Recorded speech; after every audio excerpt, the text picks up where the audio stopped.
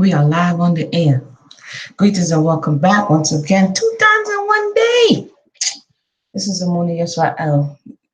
Man, it's swirling. There's a lot of stuff swirling. I be trying to, do what I gotta do because there's so much stuff swirling in my mind. But I did say I wanted to come back and kind of touch on certain points that I keep speaking about as it relates to trauma bond. This is kind of the part that we are responsible for doing for ourselves in this discussion and ongoing discussion about reparations and what's wrong with the communities of melanated people in diaspora. There definitely is a part that we are responsible for educating ourselves on and doing for ourselves.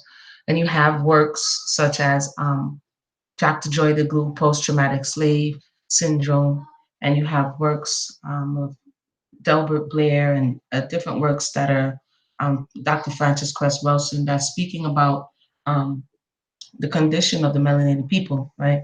I was a little hyped earlier. I'm coming to the end of the day, so continue to bear with me. Oopsie. So I put some links in the box. Good. All praise be to the Creator for another day of life. Feel free to I keep saying so I also watch back my own videos and see what I'm doing excessively. So for whatever reason, I keep saying I'm going to try to stop saying as I go on with this. The links are in the box. So the overview of traumatic bonding, before we begin, I did read in the last video, and I'm going to read it again for those who didn't see the last video. But trauma bonding or traumatic bonding occurs as the result of ongoing cycles of abuse in which the intermittent reinforcement of reward and punishment creates powerful emotional bonds that are resistant to change. So it creates this, oh, the person is so bad, they're so bad, they're so bad. And then they do one good thing, and then all of a sudden you put all your hopes in the fact that that person is going to do good. This is what we see in abusive relationships and exploitive relationships.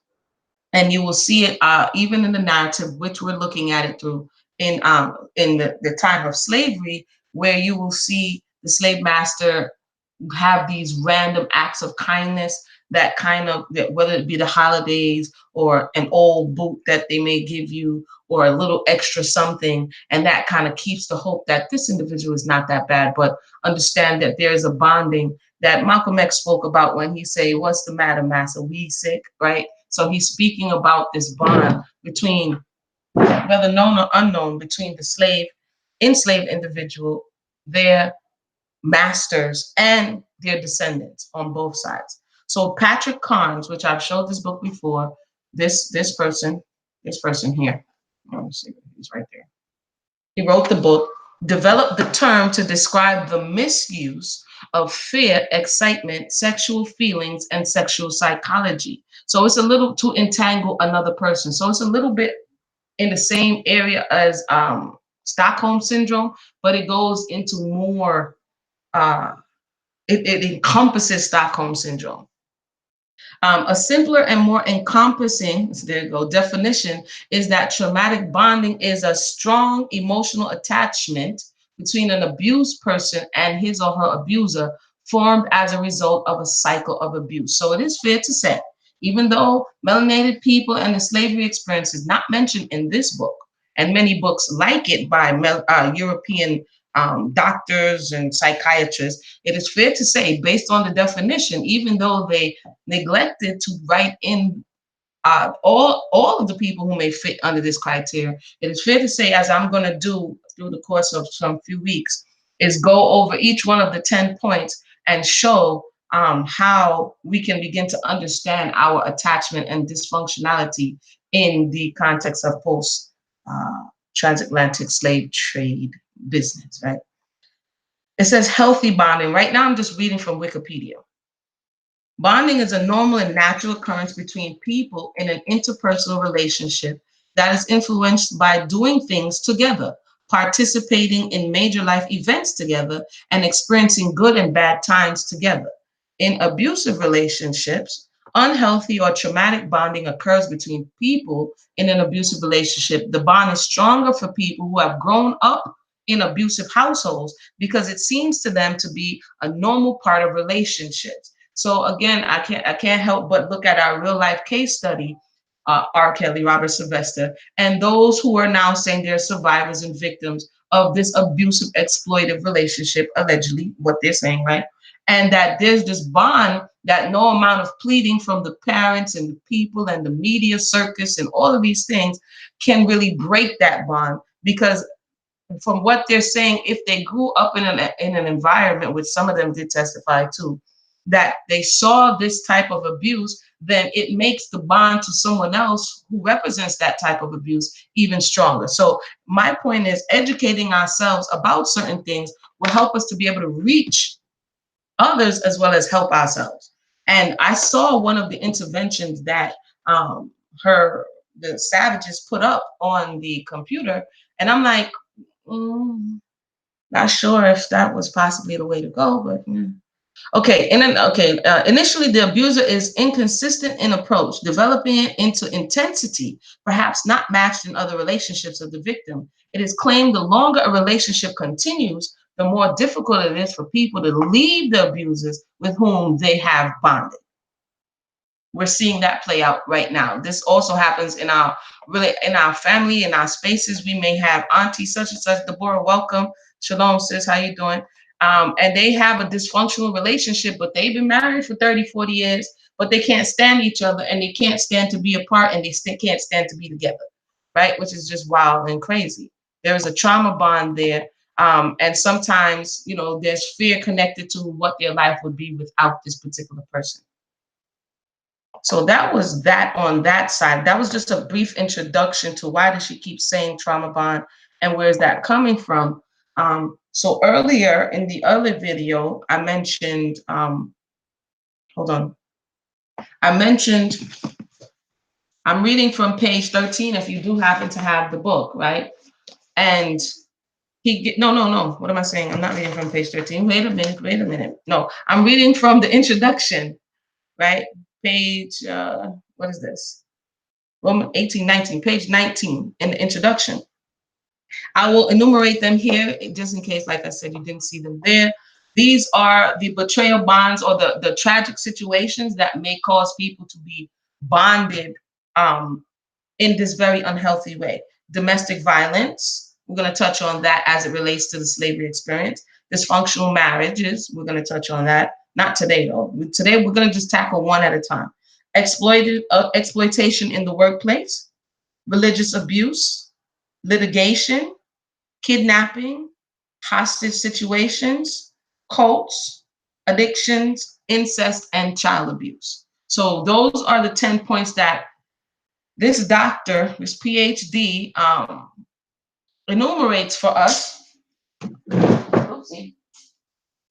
That points to and deals with trauma bonds. So why is Muna doing this? I'm looking at the institution of slavery, the transatlantic slave trade, and all of its residuals to try to assess not only just topically what has happened to us, but on a very a deeper level, the effects of what we witness and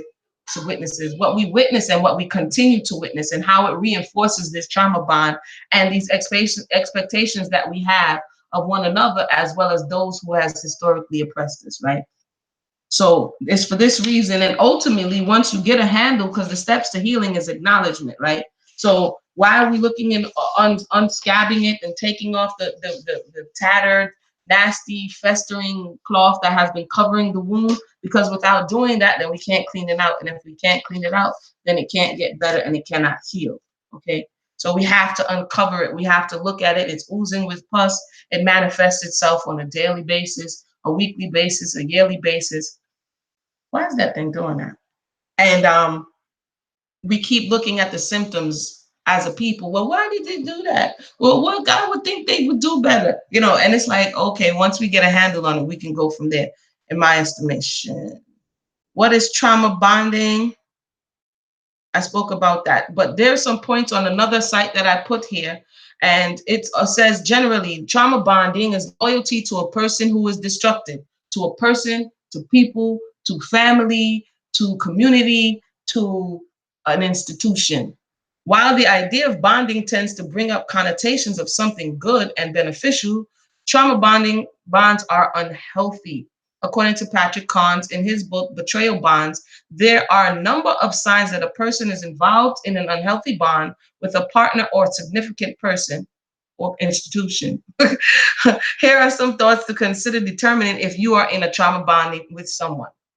And she has points as well. So shortly, there's a constant pattern of non-performance, yet you continue to believe promises to the contrary.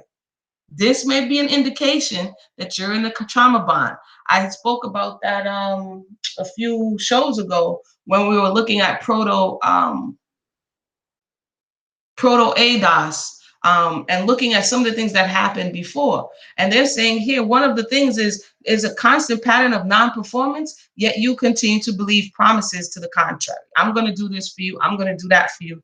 It doesn't happen, and you give another chance, and you give another chance. Others seem disturbed by something that has happened to you or said to you, and you are not. That's another. If you're in a personal relationship, others are like, wow, you're just going to sit there and let them say that to you? And you're like, because you have normalized this dysfunction, you don't see anything wrong with that. That's another indicator. Indicator number 3, you feel stuck because the other person keeps doing destructive things, but you believe there is nothing you can do about it, which is what they call learned helplessness. Where after time and after time and after time, you've tried with to no avail, then you develop what they call learned helplessness as an individual, as a family, as a community, as a nation, right? And so, again, this feeling of stuck, this feeling of nowhere else to go, this feeling of no one else wants me. They've convinced you that you're no good and no one else wants you, and you're pretty much stuck here to be abused, right? Number 4, you try to change the person into becoming less destructive by trying to get them to stop an addiction or become a non-abuser. And so you try to present your case. You try to show the person that they shouldn't be treating you in this way. You try to redeem the abuser, essentially. I'm just naming the points here. I didn't write the blog article. You keep having repetitive, damaging fights with this person that nobody wins. It comes up, it's dismissed. It comes up, it is dismissed. And each and every time there's an injury, when Gucci does the blackface and Prada does the blackface, and there's all this backlash and there's all of this conversation around it, and then it dies down. And then they have a slave auction for children in the 5th grade. I just saw the article. For the children in the 5th grade, they come again with the slave auction, and the people are flared up, and then it dies down. And then they have slave posters. So it's like the constant re-injury of the issue that's been covered over, right? And that's oozing and gaping and not being discussed on both sides. So every time it's brought up in any form of fashion, it's this outrage. You have a flare up, but nothing really happens as a result of it. And that's why it says you keep having repetitive, damaging fights with this person that nobody wins. Another point is you seem unable to detach from someone, even though you can't trust them or really don't even like them. This stuff is deep. Again, this goes for personal relationships. This goes for, false promises and no active change. Correct, Deborah. This goes for personal relationships. Again, family relationships, community, and nation. You have a historical relationship between the melinated people and the government, right? Who put themselves, as we're going to read in this article in a little bit, in the space of a father figure of this patriarchy in which they're the father and the melanated people are the perpetual children. Sorry, I'm gonna share my screen in a little bit. When you try to leave this person, you find yourself missing them to the point of longing that it is so awful that you believe it is going to destroy you. This you see, and again, I'm using it for the broader picture. I usually deal with interpersonal people, but because I'm kind of in this space of slavery and the collective trauma, just bear with me. When you try to leave this person, when you try to leave America, when you try to go overseas, when you try to go back to Africa, you go to Ghana, or you go to Nigeria, you go to Ethiopia, you go somewhere else, the thought is you find yourself missing them or the institution or the oppression and say, man, it wasn't that bad. At least I can go to McDonald's, or at least I can go to Burger King, or at least I had this amenity or that amenity. And you see that with a lot of people who are like, oh, I can't take you. I'm leaving. I'm going. And then all along the way, they're comparing their prison. I've experienced this personally. I've seen it, so I know what I'm talking about now. You're comparing this, and some people more than others. You're comparing the experience of the space in which you were adamant about being oppressed. Now your new space is always being compared to that space. Mm-hmm. Usually, trauma bonds occur in relationships involving inconsistent reinforcement, such as those with addicts, alcoholics, or in domestic violence situations. Dysfunctional marriages also cause trauma bonds because there's always a time when things seem to be normal. Other types of relationships involving trauma bond are cult-like religious organization, kidnapping, hostage situation, those involving child abuse or incest, and unhealthy work environment. So all she did really was go ahead and put it in paragraph form, all of the points that he laid out. So I just wanted to open with that so that we can all be on the same page. I put that article in the box as well, so that we can all be on the same page of what a trauma bond is and how it relates to this particular discussion. I know this is not the excitement. We would rather, we would rather talk about R. Kelly all day in the sense of you hate him or you love him, he did it or he didn't do it. But if you pull the lens back a little bit and look at what I've been trying to do is pull the lens back a little bit. You know, he's going to go to court and they're going to do what they do. But what benefit it is of the listening audience to view it and stay, on the situation, every blow by blow, this happened, that happened. Like that can be draining, to nauseum. That his name is everywhere. As his mother said, he's going to be famous, and that he has become, right? But he became famous. He became the poster boy that shows not only so-called Black America, but so-called white America, and all those involved of the system that was created, of this entertainment, of exploitation, of the residuals is what I call it, of slavery, right? Some people call it inheritance. I call it the residuals, right? This residual. He is the residuals in so many different ways. And I think it's a prime opportunity to look at it, not just for entertainment value, but so that we can learn and grow from it. Re-injury, repetitive damaging fights, the inability to detach oneself from abusers seems like being hypnotized and having no power to empower yourself to leave. Correct, because they've come into your consciousness. When you attach to an unhealthy being or system or institution, they have broken your connection to a certain degree with your own power, and they have taken away that connection with your level of true spirituality and made themselves the source of your very existence. And so everything rises and falls on them. If they're happy, you're happy, and if they're sad, you're sad. You understand? And this is how you know you've been abused. And this, like it said, there's so many ways in which you can enter into such a strong bond.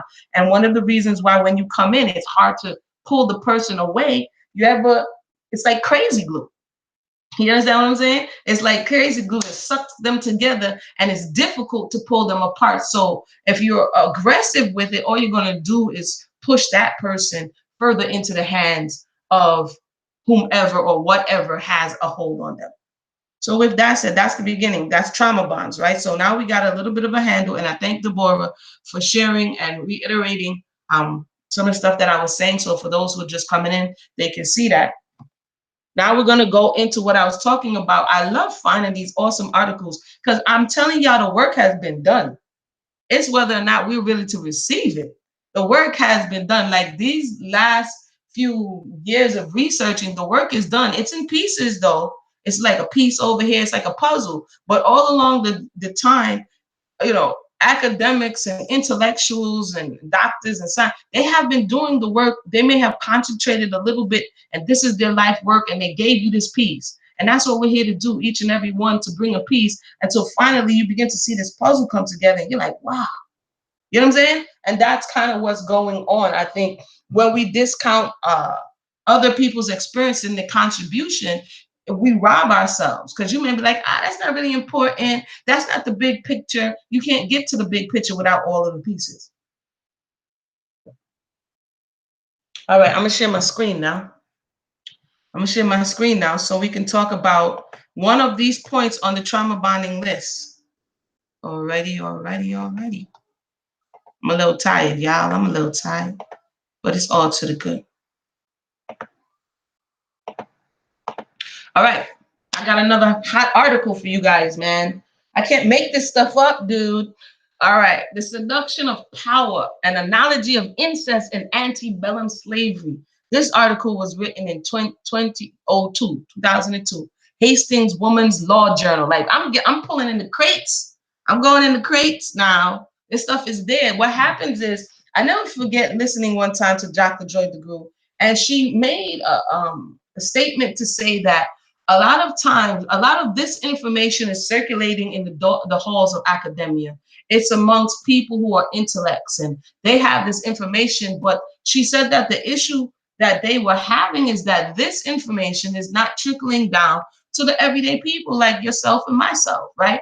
And that oftentimes is written for one intellect or academic to speak to the other, one scholar to speak to the other, and that the lay people are not getting this information because it's not being brought out of necessarily the journals or the halls of academia to the levels where we are. And that never left me. Let me just say that. So Hastings Woman's Law Journal, Volume 13, Issue 2, 7/1/2002, Article 6. Just the same thing I was talking about today. Seduction of power, an analogy of incest and antebellum slavery. Incest is most definitely one of the things that can cause a trauma bond or betrayal bond. So we're going to jump down here. I put the link in the box. There is an introduction. It's speaking about slavery. Antebellum is before the war, okay? It's talking about robbery of freedom and things of that nature. But I want to jump down for the sake of time. I want to jump down. Shall we jump down right into the discussion? We shall jump. Apparent authority. The first outstanding feature of slavery is its display of apparent authority over the person of another. Apparent authority refuses to the legally and socially recognized ability of one person to exercise powers of custody and control over another, along with an expectation that the person will submit and defer to such authority. During antebellum slavery, the apparent authority holder took the form of a master. In incest, the apparent authority holder is the father. So they're comparing incest to incestuous nature, but we know that incest can take place in other forms. But this particular paper, let me make it bigger, is looking at it, is matching it up, like, again, with this paternal figure. And I'm going to read one, antebellum slavery. In antebellum slavery, the apparent authority took the form of a legal owner or master to which the slave was legally and socially expected to defer and submit. The slaveholder had the power and the legal right to attempt to break the will of a slave and supplant it with his own. One of the points of that will cause a trauma bond is litigation. So keep litigation in mind as we're reading incest and child abuse. Okay, she's talking about they feel they gave themselves the legal right to abuse other people. The master had absolute power over, what's this here? Bye-bye. The master had, where I'm at, had absolute power over a slave's necessities, food, clothing, and shelter. Master rationed the supply of food and water, and there was superior. I just spoke about this. Let me tell you, after I spoke to you guys, I was looking through my books, and then my mind told me, go and look for an article, and I pulled this article. So the very same things that I was speaking about, because it's common knowledge, it was in the article, and I was like, I got to read this article. Okay, masters rationed the supply of food and water, and there were severe punishments for stealing. And they're giving you all the references at the bottom here. That's where all the gold is, these references. The master also had the ability to separate families. That's trauma. Remove children and control Medicare, trauma. Formal education and religion, trauma. And familial affiliation. These are all the things we just read where Patrick Carnes is talking about what forms a trauma bond. So who are you bonded to? The master. Why? Because the master has the power and he's the one who was exploiting that power. This is what we're reading so far, okay? The master, his family, the missus, and the children. Masters regulated leisure time and recreation as well. Paternalism has long been associated with slavery, the relationship between master and slave likened to that of parent and child. Hey boy, hey girl. You're talking to a 50-year-old. You're still calling them boy and girl. Literature of that time frequently presents the slave as the equivalent of a child whose oversight is the master's responsibility. Slaves were treated as children, expected, quote, never to grow up, end quote. Defenders of slavery analogize the relationship of master and slave to that of parent and child, comparing slavery to property interest and reasoning that children may fall under the same class of persons bond in or bond to service. Now, concerning incest, it says patriarchal power and ideology create a social and legal climate hospitable to incest. This is what we're looking at. Again, even in the real life case we're having, I said this the other day, one of the first things he says is that he has the ultimate power, Robert Kelly. This is what they're alleging in from those, everybody who comes and go, who speaks to who. So he has set up this patriarchal system where he is the ultimate. The request is for the women, the young girls who he's going to groom, allegedly, to call him daddy. So we're looking at, so if they're calling your daddy and you're laying with them, then that is a level of social incest, right? To a certain degree. Why would you say, tell them to call you daddy and then you're going to have them, as he said, which is not allegedly, as he's seeing them? Right? So let me go back because we have to do real life case study, but we'll continue. Patriarchal power and ideology create a social and legal climate hospitable to incest. Its prevalence indicates incest is, quote, endemic to the patriarchal family. Sorry, not epidemic. According to Associate Professor of Law at the City University of New York at Queens College, Joyce E. McConnell, feminist theories of power and subordination explain the phenomenon of incest and account for why the victims are generally female and why their suffering has received little legal attention. And it goes into their theory. We do know that it also happens to males by maybe other family members, but it would have to be a family member to call it incest, but molestation and child abuse also happens to males as well. This theory says place incest in the context of the subordinate role of females and the ideology of male supremacy. First, sexual injuries to females historically have not been taken seriously. This is why people are asking in this day and time, why did it take so long? If you knew this for 25 years, why is it taking so long to bring this person to justice, right? Unless they interfered with the property-like interest that a father, husband, or brother had in the female. Second, because of women's historically subordinate status, females and their sufferings have largely been invisible. And many people have asked the question, has it gone on so long because they were melanated girls and no one cares about melanated girls? So this has a real-time value. These theories offer an explanation as to why victims' injury resulting from incestuous acts has been ignored. Due to the large change in the status of women and children, the law have evolved from treating private sphere crimes such as battery and rape differently from those committed in the public sphere. Consequently, incest most often occurs in patriarchal families where the father exercises absolute dominion and control over his minor daughter and his financially dependent family members. Another, and I showed you guys before, I'm just gonna have to do a list of all these books, but I have it here and I read it. It's called God or God's Brothel, where it's looking at the patriarchal setup to lend credibility or credence to what they're saying of the Mormon community, and which is a patriarchal structure where the father, even the wife is to, or the wives are to the level of where they are children in the eyesight of the man, and he has total control and dominance. And I was listening to one of their testimonies, and this young girl grew up in the Mormon church, and she said she will be hard pressed to find one person or girl who has not been molested. And oftentimes they're molested by their fathers in that community. They're molested by their brothers in that community. So they're lending some credence to what is being said here, the connection between incest and molestation and ultimate power where everyone else is subordinate, right? And so there's no checks and balance system. This representation and fraudulent power, hold on. You can go ahead and read that. So We have more about antebellum slavery, the master-slave relationship. They're repeating a lot of what was said, the legal ownership. I found this part interesting. It deals with colorism and the roots of the colorism in this space and time. It talks about this legal right to ownership combined with the slaveholder's belief in his moral right of ownership and natural superiority to African Americans, quote, provided the justification for daily degradation and subjugation, end quote.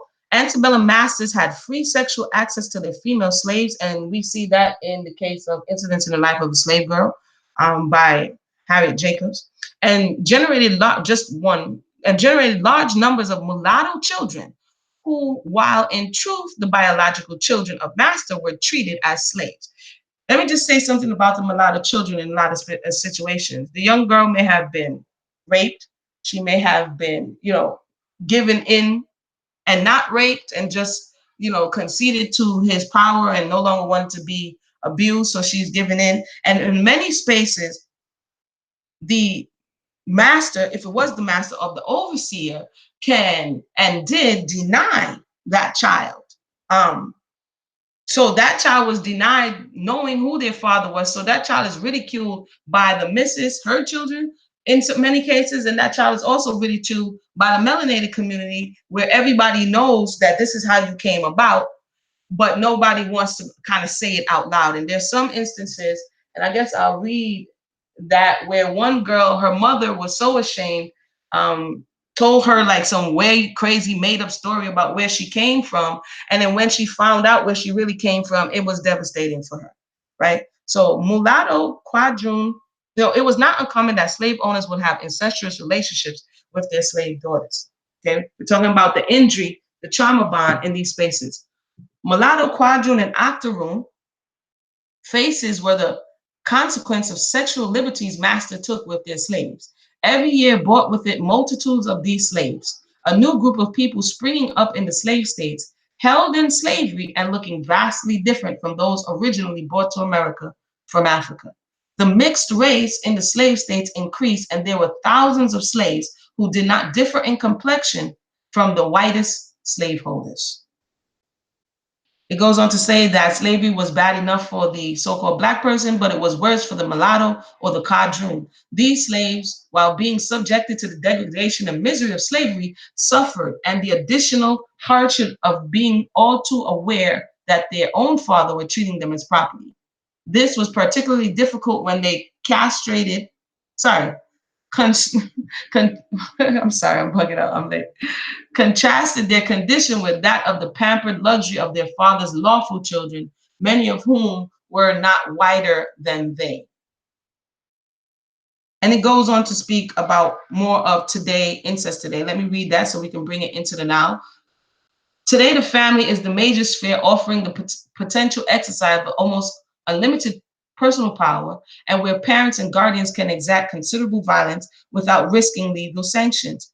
In an incestuous family, fathers convince their daughters that the incestuous relationship is normal, necessary, and healthy, though subject to misunderstanding by others. This is how they get them to swear them to secrecy, not tell. The mother turns the blind eye, claims she doesn't know, and the child is being exploited in the home. Further, he often persuades the daughter that she is to blame for the abuse, and she reveals the special secret. Dire consequences will befall the entire family. He'll go to jail, and y'all will be hungry, and you'll be on the street. This is some of the constant lies that are told. Typically, the perpetrator threatens abandonment, harm, and even death to the victim or another family member if she refuses to submit to reveal the truth. The abuser uses the atmosphere of silence and denial to gain and maintain sexual access to his daughter. Secrecy is essential to the relationship, with the majority of incest victims not telling anyone while living in the home. This secrecy is similar to antebellum slavery because fear of reprisal and consequence worked as a mechanism to silence the victim and perpetuate the oppression. So we see this person did go out of their way to compare the two and actually acknowledge that this is what was going on as a society. So if you were a mother, if you were a father in slavery, if you were, and your child comes and says, this is what is happening to you, you're told to be quiet. In many instances, they can't do anything for you. And so you basically have to eat that. You have to take the L. And then it goes on, and this is the mentality that's passed from mother to daughter to son to father until here we are today, with many of these things still happening, and it's one of the residuals from that space and time. This conspiracy of silence becomes overwhelming, and daughters are unable to speak out against their fathers even after the abuse has ceased. Victims who admit to incest or who are discovered are often discredited or defamed, which we're seeing happening. Sadly, they come to believe these denunciations. For those who have just joined us, we are having a discussion on trauma bond and its connection to incest and child abuse in slavery, and how it has come down through the ages and still affecting us now. I want to read again what something I read earlier is where he says in the book, betrayals that cause horrendous and long-lasting traumas are the worst, such as incest and child abuse. He says, such was the Holocaust or Vietnam or Russia after Stalin's purge, followed by the Nazi invasion. You should put slavery in there. You should make an update to this book. These emotional scars can be so severe that generations descended from those surviving will react in ways that still reflect the original trauma. No amount of what appears to be normal makes it safe. Patterns and attitudes evolve far beyond the individual and incorporated in the fabric of family and society. I think I remember seeing something to this degree on Iyanla Fix My Life, where the whole family had this level of secret that was going on, and all of them had a story to tell. But because the abuse was shrouded in secrecy, the sisters didn't know that each and every one of them shared a similar story. I have to go back and find that one for you guys.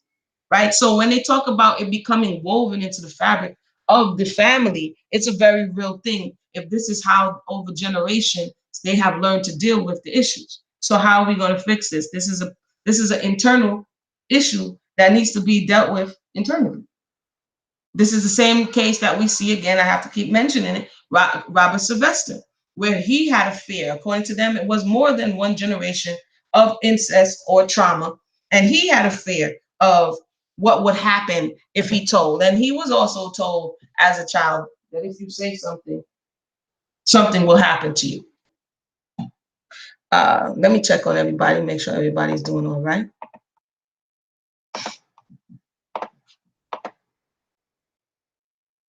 I'm gonna come and read. If you have any questions or comments, feel free to let me know. And then I'm gonna come over. I'm not gonna stay too long. Definitely read the fullness. It's not that long. Let me see.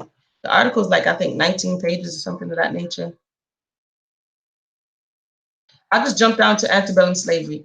Control of the slaves was essential for the master's business. He achieved this control by various means, ranging from subtle psychology to fear of punishment and formed separation to brute force. So yeah, everybody wasn't beaten. That's another thing. I said that earlier, and it's true. Everybody doesn't testify to being beaten. Some places he manipulated. Some places he bought their loyalty. Some places he pit some against the other. So everybody did not subscribe to necessarily physical punishment.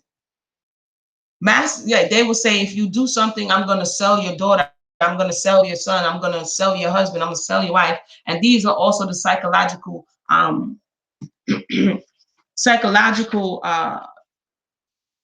abuses that were used, or mechanisms that were used to control somebody's will. Masters did the utmost to provide the slaves with distorted images of the outside. If you go outside, you're going to die. There ain't nothing out there. They're going to catch you. They're going to do so. They would have all of these ways in which to try to convince the person who would want to be free not to leave them. Any concept that deviated ever so slightly from the established slave structure was stomped out, and fear was substituted in place to ensure the tranquility of the plantation. So if the free Negroes, there was also a beef too, and we have to know that the beef, like I said before, from island to island, from male to female, a lot of the Willie Lynch, although it was a fictional retelling, has some validity, where there was in many spaces a negative light casted on free Negroes. You have to remember, in a lot of these times, there was free men walking around. And so they would live in villages, they would live in towns, but they would still sometimes have to come to certain plantations for work, for day labor, for seasonal labor. And so the plantation slave was warned against in many spaces talking to, fraternizing with, or learning from the field Negro. So when you look at, or the free Negro. So when you look at some of these laws that had to do with, that came later on with the prohibition of reading, you will see free Negroes, you'll see free Europeans, and you will see free Negroes have their own punishment, because the understanding was, I don't want you talking to them either. So any concept that deviated ever so slightly from the established slave structure was stomped out, which is why we see the emergence of you can't read or write, because they didn't want you to get a hold of this abolitionist type material. It says the course of attempts were both explicit and implicit transactions. Usually, the unequal power relationship was sufficient to make women submit, particularly in sexual overtones, were repeated over time. In the United States, slave women usually had nothing to gain, either for themselves or their children, by being the owner's mistress, and did not initiate such relationships, right? It wasn't the temptress, like, ooh, here come master. You know what I'm saying? It says the fact that many encounters took place without recorded resistance by the women does not mean these women were willing participants. Physical abuse was not always necessary to convince a woman that it was in her best interest to submit. Usually, the implicit threat of violence based on the owner's unlimited power was sufficient. So, yeah. And again, a lot of these stories are left on record. I've read a number of them. So, again, it talks about manipulation, isolation, threat of death, threat of harm. All of these things are still present. To this day, we're listening to them every day as we are hearing this discussion and conversation. I'm going to jump down a little bit. Many incest victims hurt or mutilate themselves to provide relief. Such acts are attempted at control, a type of punishment, a means of expressing anger, and a way to have feelings. The need for self-punishment often leads to self-abuse behaviors like alcoholism, drug abuse, or prostitution. Adolescent victims frequently become runaways and are often treated as criminals and return to their parents. There's so much more. I'm gonna leave it for you guys to read. I just wanted to bring you that little piece of the puzzle. It keeps going between incest and antebellum slavery. It does that throughout the fullness of the article. And I think this is an awesome article because it provides the context for what we're talking about and what we're looking about as it relates to, we don't have, trauma bonding. And so we could go ahead and click that one off the list. Hold on. We could go ahead and click that one off the list because it's being studied, it has been studied, and it's a very real thing. I'm gonna come to the questions and comments now.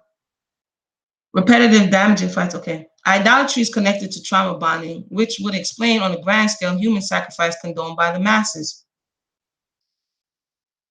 We talked about that idolatry before, correct. It is a trauma bond. Many people do what? Sacrifice for their idol, whatever it may be. Right? And it allows you to be bonded. A lot of people are bonded to idols because of emotion. We read in Trauma Bond, there is some tragic situation. They may say they're bonded because when they were in danger, they called out to this idol or that idol, and they were seeing the results they were looking for, and they become bonded in a way to this particular idol or that particular idol or whatever it is, right? And so because their emotions were projected on this situation and circumstance, and they got a favorable result, then you become bonded to these idols, whether it be physical idols, people idols. You know what I was watching the other day? Yesterday, as a matter of fact. Ultimate power trip with a male absolute patriarchy. This is something we definitely have to look on at, sis. And thank you, Deborah, for sharing your thoughts. I was looking at, because we had a discussion on another channel about how young is too young. Looking at this light, y'all. Let me take off the thing because the light is blazing in my eye. We were looking at how young is too young. Let me turn off this light. And so afterwards, I was looking at educating some people on child brides, right? Because this conversation, 14 years old, R. Kelly, pedophilia, some religions are telling you that you can take children at this age, but and that age, but you have all over a number of documentaries and organizations looking into the practice of childhood um, brides and these old men taking these young girls. This is not just a thing that you're seeing here. It's all over India. It's in places of Nepal and China and on the continent in Sudan and Ghana. One of the videos that I was watching, the documentaries, the girl goes out for water and they snatch her off the side of the road and then force her to be somebody's wife at the age of 7, 8, and 9, right? And I was speaking about how some of these young girls, even though they may enter into puberty, their body has not fully developed. Their pelvis has not fully developed. They have not gotten to the stage where they can safely carry, for many, the fetus, the child, and be able to nourish them while they're here. They talk about many of them, the way in which, because in some spaces the technology or the medicine is not up to where it is in other Western places, how when the child it gets stuck in the birth canal, it damages their bladder and they become incontinent. And I was speaking about this. But one thing in particular concerning the idolatry, I believe was it in Nepal? It was in somewhere where they made this little girl, the prepubescent girl, they made her into a real life idol. Now I gotta go back and find it. They made her into a real life idol in which she would sit in this shrine and temple every day, and the people will come to her and give prayers and pray to her and all of this stuff. And once she hit puberty, they said that she was unclean and kicked her out of their temple. That is crazy. That was wild. I don't know. That was just wild. I just wanted to share that. But the light is bugging out in my eyes, y'all. So, an analogy of incest in antebellum slavery.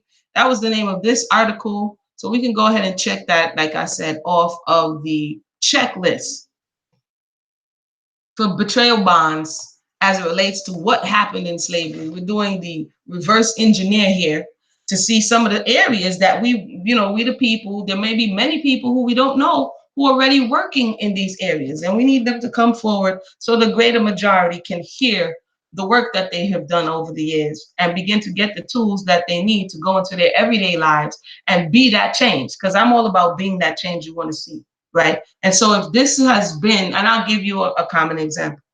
If you live in a family who has a history of incestuous type behavior that has been covered over, but that's the secret that people know and don't say, even though it may be hard and even though it may be difficult, you have to be the change. You know what I'm saying? You have to be the one to shine light in dark places. You have to be the one to take a stand against it. Because if not, if you have children, if you have nieces, if you have grandchildren, and you don't, and you just are reactionary, and so you're hyper vigilant against this injury happening again, but not speaking to the injury and letting it be known that this is not a place that it can happen or would be tolerated, then all it's going to do is come back and revisit again.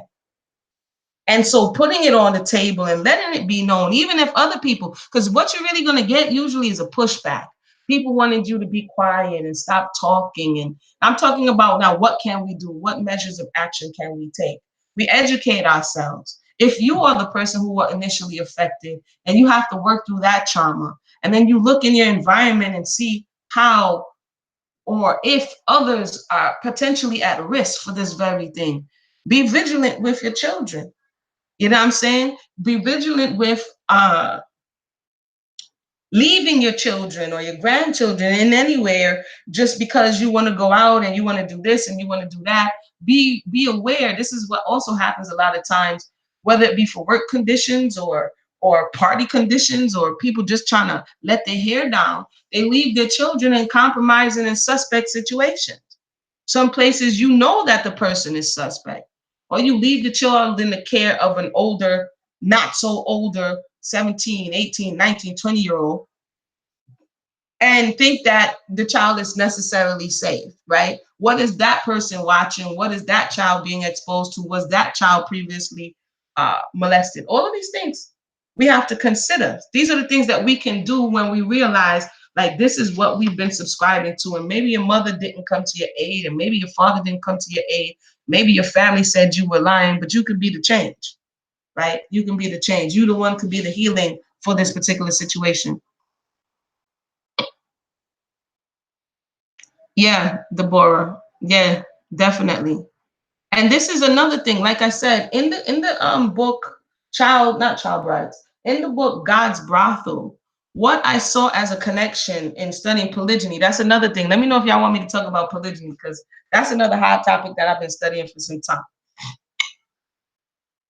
Yeah, it's propaganda. It's definitely what I saw as a theme in polygyny, in, let's just say, namely the Mormon community, is that the multitude of women, and in their case, oftentimes, not always, they would have all of the women in the one house, or a number of the women in one house.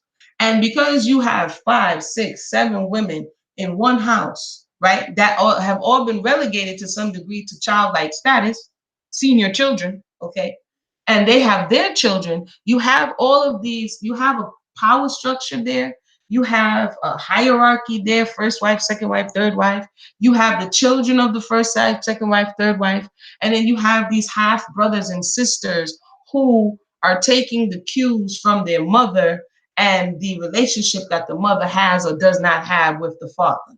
Like, this is what I've seen in the research, namely, in this case, in the Mormon community. So when they talk about, I think it was in India or Nepal. I just watched it yesterday. I have to go back and see exactly where it was, but it was kind of crazy. So in this polygynous space where you're having more children, hey, what's up? Welcome to the discussion. When you're having more children than you are able to manage, right? Then you're able to manage, and you put all of these children in the house. And then you have other older children and sibling watching younger children.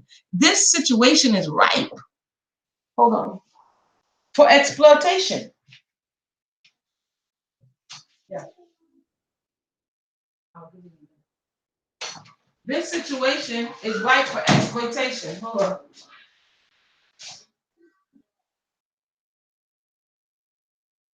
One second.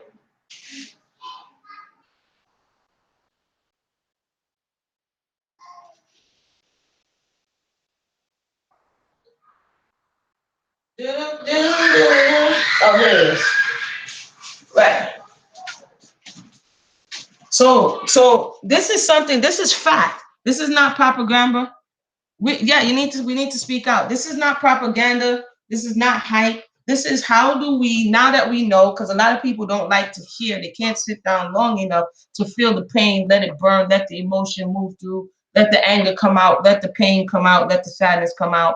A lot of people run away from that. And that is something that you have to go through. You have to feel the wide range of emotions, because emotions are energy in motion. So if you stop them within you and don't allow it passage and course to manifest in the way it needs to manifest, then what you do is trap it within your body, within your mind, which causes sickness and ailments and, personality issues. You know what I'm saying? And so even yesterday, as we were having the discussion about how young is too young, and it hit home for me, I allowed myself to process what it is that I was feeling and be able to verbalize. That's another way that we can get these things out, is speaking about it, having discussions about it, speaking to the people who it matters. Um, so this particular, and in this particular group, incest is also the order of the day. In this particular Kingston group, they call it the Kingston group. This is called God's Brothel by Andrea Moore Emmett. The extortion of sex for salvation in contemporary Mormon and Christian fundamentalist polygyny, no, not polygamy, and the stories of 18 women who escaped. So this book follows the stories of 18 women. A lot of these, there's a lot of talk, as we just read in the book, about this patriarchy system, this absolute patriarchy system, and the connection with the exploitation of power, slavery, and even in modern days, we can see some people in some Mormon communities, because there are a lot of sprinter groups that will testify to molestation, incest by fathers, brothers, cousins, and the like. So it's definitely something that, and now we're seeing it in the melinated community. And we are witnessing it right before our eyes. The dirty laundry is in front of the world, and the reactions are even more telling. Shalom, what's tough, guy? What's going on? The actions are even more telling than, or the reactions are more telling than what we're watching, because people, like I've said, in just my estimation, are not only just speaking to the Robert Sylvester situation, they are projecting their hurt, their pain. And I've read them said this happened to them, that happened to them. So they're projecting their hurt, their pain, everything onto him, right? And say, if I can find justice in this case, then there's a bit of relief for not finding justice in their own lives. So it's kind of many people living vicariously through. And then you may have some people who is giving him a pass. They may be the actual people in their lives and their families who've known about things and given people passes. So there's so much to considering the trauma bond of incest and child abuse that happened during slavery, post-slavery, and even up until this day. What are we going to do about it? I'll leave you with that. What are we going to do about it? Are we going to argue? Are we going to fight? Are we going to pretend like it doesn't exist?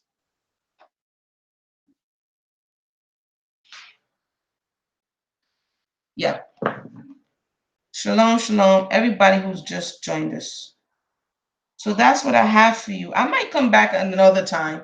Like I keep saying, I might come back at another time and read y'all some of these stories. I think I read this book in a very short period of time, because these stories were wild. These stories were wild, like wild stories. You know what I'm saying? But they're not just, they cross color lines, as we can see. They cross color lines. And the exploitation of sexual energy, the misappropriation of your procreative tools, the abuse and exploitation of children is wrong, man. You know what I mean? You break children, you make a messed up world. They are one of the most, children and the elderly and pregnant women who carry children are the most vulnerable people group. And if we are not in the position to speak up and out against violating children, then they say make your world a better place. We really have to consider what are we doing? Because oftentimes their voices are not heard. You know what I'm saying? And we don't give them permission to say that someone is hurting them. And sometimes we care more about the adults than we do the children. Yep. And act accordingly, put the hedge around our children and inform people consistently. Correct. Put the hedge around your children, your young adult. 18 is not grown. I don't know how many times I got to say that. People be like, 18 is grown. When you look back, you're like, 18 is not grown. You know what I'm saying? There's so much stuff you don't know yet. There's so much that life is gonna come get you. In this society, people, they'll be like, oh, you're 18. Speaking of, and I'll leave at this. Speaking about the situation concerning Robert Sylvester, and people are like, well, the grown women. So this abuse, you're not seeing it as an abuse if you're grown. Are you really concentrating on the fact that they're used, or on the fact that they're used and being abused? Because if they're used and being abused, then what are you saying to the older woman who's being abused and exploited? Is it no longer abuse and exploitation because they're older? Like, there's so many questions I have with this particular situation. You know what I'm saying? Where the victim becomes the perp, and the perp becomes the victim, and the victim becomes the perp. You see Gayle King saying, are you playing the victim? And yes, he was going between victim and perp. You know what I'm saying? Because he's all of those things due to his experience. And so are the people who then got sucked into the web. This is what we talk about, the cycle of abuse and the bonds that they create. So yeah, I'm about to go read one of my books. I'm gonna read myself a bedtime story, y'all. I want to thank everybody for tuning in. Make sure you press subscribe, like, all that good stuff. Share the videos. Share the videos. Oopsie. And let's have a discussion. I am I have to set the date for the if you want to participate in the panel discussion, just let me know. I think I'm gonna just go ahead and probably do it this coming Sunday. I'll confirm if it's this Sunday, and then we can go from there. So with that said, thank everybody for tuning in. Everybody have a blessed night. Each one teach one.